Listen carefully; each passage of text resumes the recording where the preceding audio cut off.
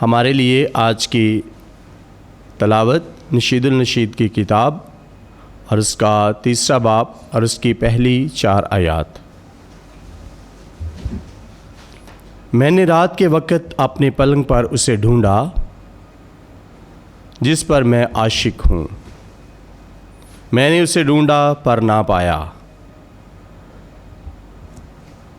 बस मैं उठूँगी और शहर में फिरूँगी और कूचों और चौकों में उसे ढूंढूँगी जिस पर मैं आशिक हूँ। मैंने उसे ढूंढा पर ना पाया। पहरे वाले जो शहर में गश्त करते हैं वो मुझे मिले। क्या तुमने उसे देखा है जिस पर मैं आशिक हूँ? अभी मैं उनसे थोड़ा ही आगे बढ़ी थी कि मैंने उसे पा लिया जिस पर मैं आशिक हूँ।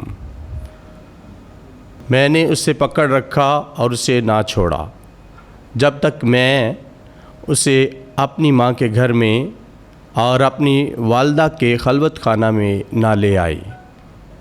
पाक कलाम के पढ़े और सुने जाने पर खुदा की बरकत हो। खुदा का शुक्र हो।